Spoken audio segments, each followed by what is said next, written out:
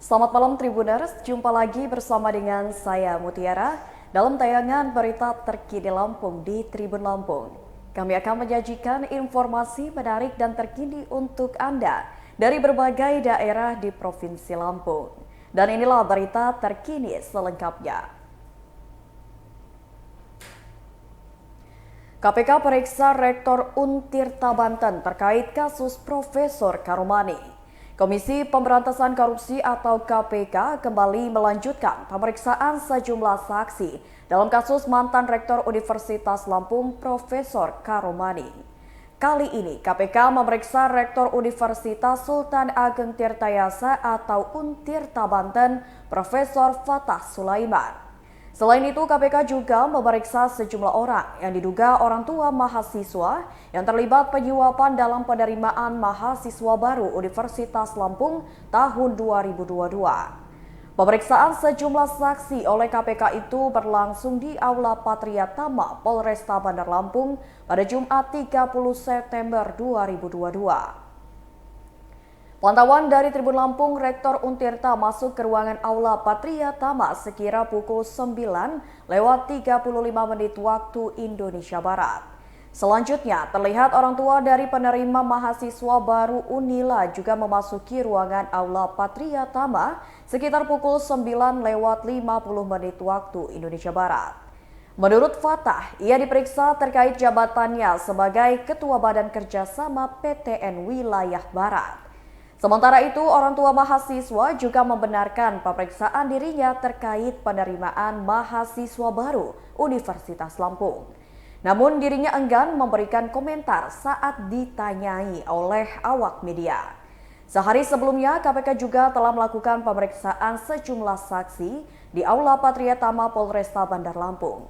Ada 9 orang saksi yang diperiksa kemarin, yakni Wakil Rektor Bidang Kemahasiswaan dan Alumni Profesor Yulianto, Warek Bidang Umum dan Keuangan Profesor Asep Sukohar, Dekan Fakultas Ekonomi dan Bisnis Nairobi, Dekan Fisip Ida Nur Haida, Wakil Dekan 2 Fakultas Hukum Yulianeta, Wakil Dekan 1 Fakultas Hukum Rudi Nata Miharja.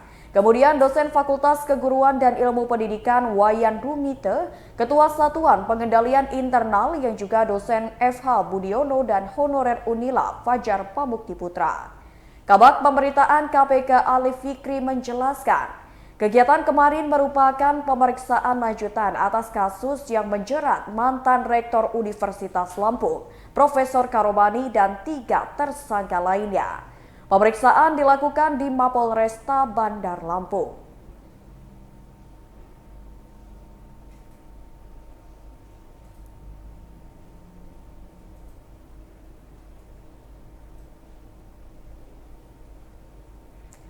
Berita selanjutnya, Polda tetapkan 5 tersangka kasus mafia tanah di Desa Malangsari, Lampung Selatan.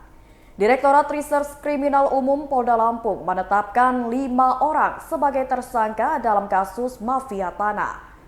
Kelima tersangka tersebut memasukkan sertifikat tanah di Desa Malangsari, Kecamatan Tanjung Sari, Lampung Selatan.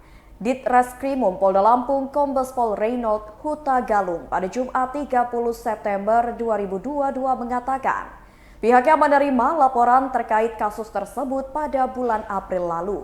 Menurut Kombes Pol Reynold, pihaknya menerima laporan dari warga bernama Supriyadi yang merupakan kepala desa Malangsari. Setelah 5 bulan pengungkapan, akhirnya polisi menetapkan 5 orang sebagai tersangka. Adapun kelima orang itu adalah SJO berusia 80 tahun yang merupakan pensiunan Polri berpangkat AKP.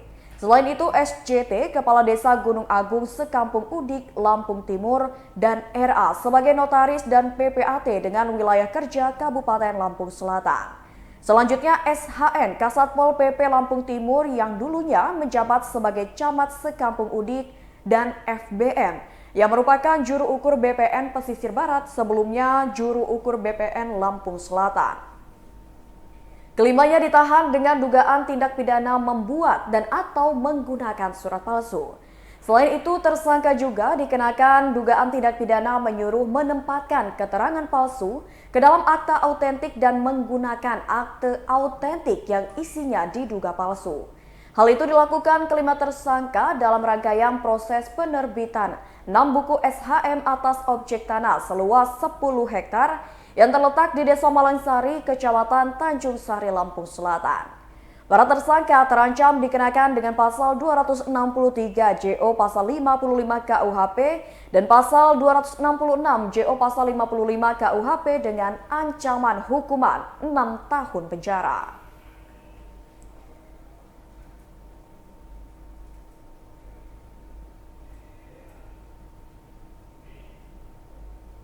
Berita selanjutnya, buang bayi di Jalan Gatot Subroto, 2 mahasiswa Pringsewu ditangkap. Sempat bikin heboh kasus pembuangan bayi laki-laki di Jalan Gatot Subroto, Garuntang, Bandar Lampung beberapa waktu lalu. Akhirnya Polsek Teluk Betung Selatan berhasil menangkap kedua pelaku. Hal tersebut disampaikan oleh Kapolsek Teluk Betung Selatan Kompol Adit Priyanto dalam gelaran ekspose pada Jumat 30 September 2022 di Mapolsek setempat. Kedua pelaku ternyata bukanlah suami istri, namun keduanya terlibat skandal asmara hingga hamil di luar nikah sampai akhirnya melahirkan seorang bayi laki-laki. Kedua pelaku adalah AZ berusia 22 tahun yang merupakan mahasiswa asal Pajaresuk Pringsewu dan RD berusia 20 tahun merupakan mahasiswi asal Talang Padang Tanggamus yang masih berkuliah di salah satu kampus swasta di Pringsewu semester 5. Menurut Kompol Adit, kedua pelaku adalah orang tua dari bayi yang dibuang di sekitar rumah dinas wali kota pada Minggu 11 Juli 2022 lalu sekira pukul 20:30 waktu Indonesia Barat. Sang bayi diletakkan di dalam kardus air mineral dan ditaruh di depan teras rumah Fahrizal Rifai di Jalan Gatot Subroto. Kompol Adis menjelaskan, penangkapan keduanya setelah unit reskrim melakukan serangkaian penyelidikan terhadap perkara penelantaran bayi tersebut. Kemudian polisi melakukan gelar perkara yang mendapati identitas pelaku yang melakukan perbuatan tersebut. Kini kedua pelaku sudah ditahan di Mapolsek Teluk Betung Selatan. Setelah diperiksa, kedua pelaku mengaku tega menelantarkan bayi tersebut dikarenakan panik dan takut memberitahu keluarga masing-masing. Keduanya juga mengaku sudah pacaran selama 1 tahun. Bayi tersebut dilahirkan di Bedan di daerah Pringsewu kemudian dibawa ke Bandar Lampung. Setelah sampai di Bandar Lampung, bayi ditelantarkan begitu saja dengan dibungkus kardus berikut dot bayi, bedak, serta minyak telon di depan rumah warga. Kompol Adit menuturkan, kini kedua pelaku sudah dinikahkan setelah diamankan oleh Polsek Teluk Betung Selatan. Pelaku RD mengaku tega membuang bayi karena takut ketahuan orang tua sudah memiliki anak hasil hubungan gelap. Ia mengaku sudah berpacaran dengan AZ selama 1 tahun dan 1 fakultas dengan pacarnya.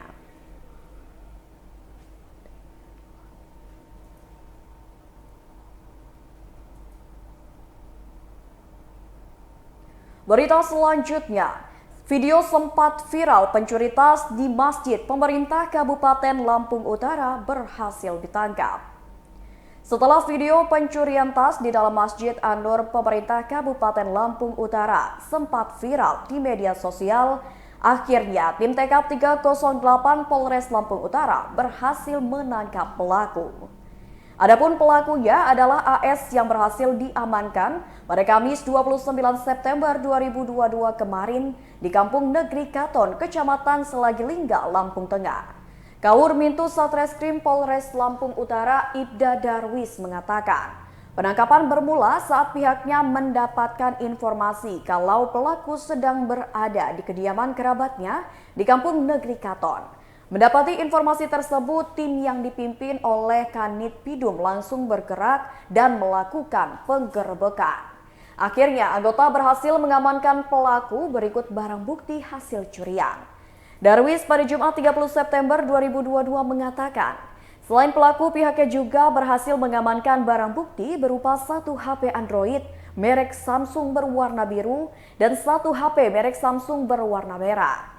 Ia menjelaskan modus yang dilakukan pelaku yakni pada Selasa 20 September 2022 lalu dengan mengambil tas milik korban Adi Susanto yang diletakkan di belakang saat korban sholat di Masjid An-Nur Pemkab Lampung Utara.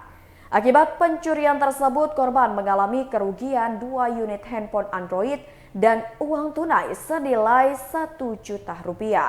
Di hadapan penyidik, AS mengaku telah mengambil tas tersebut. Ia mengatakan sengaja berpura-pura salat dan ia melihat ada tas tergeletak. Seketika ia langsung berniat mengambilnya dan kabur keluar masjid. Kemudian ia berjalan kaki dan kemudian dilanjutkan dengan menaiki angkot untuk pulang ke rumahnya. Dari tas tersebut ia mengambil uang tunai berserta dengan handphone. Uangnya digunakan oleh pelaku untuk melakukan judi, sedangkan handphonenya belum sempat dijual.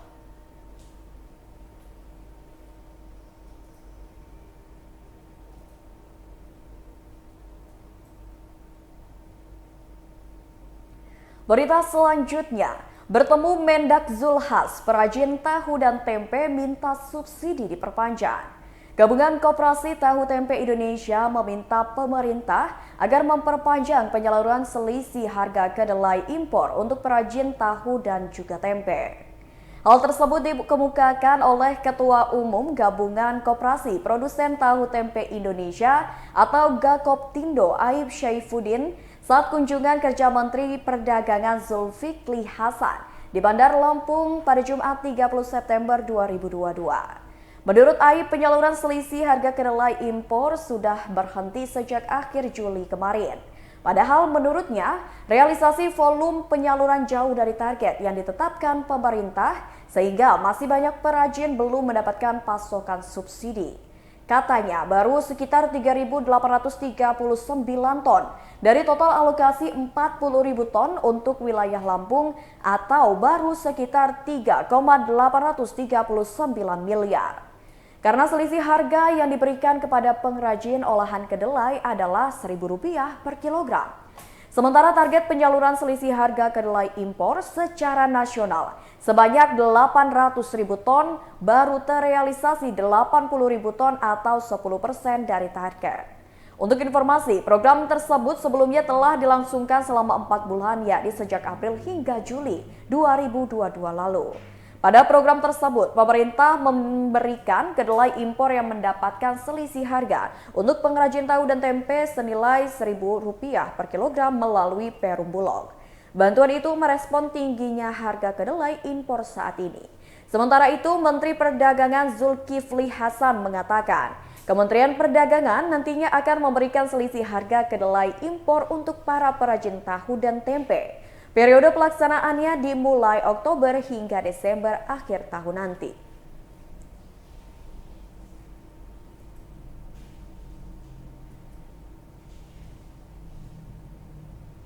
Berita selanjutnya, harga turun. Pedagang cabai di Pasar Kopindo Metro keluhkan sepi pembeli.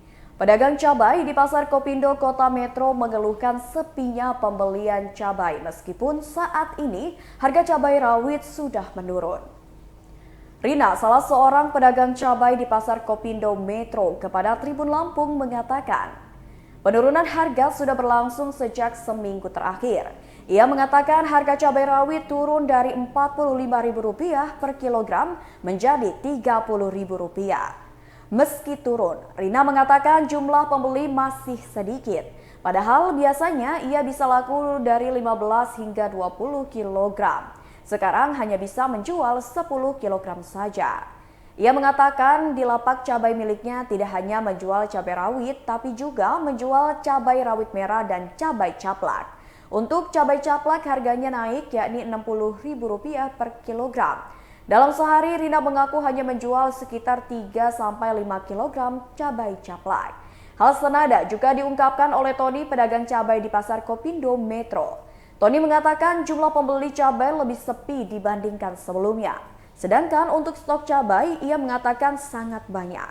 Tony khawatir sepinya pembeli mengakibatkan kerugian dan pendapatannya berkurang. Sementara itu, Kepala Dinas Perdagangan Metro Elmanani mengatakan harga cabai ini dapat berubah secara cepat dan untuk penurunan dapat disebabkan beberapa faktor seperti kebijakan nasional, faktor cuaca, dan faktor permintaan pembeli.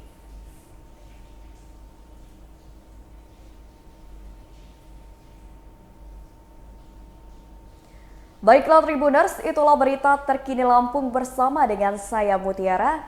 Jangan lupa untuk terus saksikan YouTube Tribun Lampung News Video, Facebook Tribun Lampung, Instagram @tribunlampung, dan TikTok @tribun lampung untuk informasi terupdate lainnya. Selamat malam dan sampai jumpa.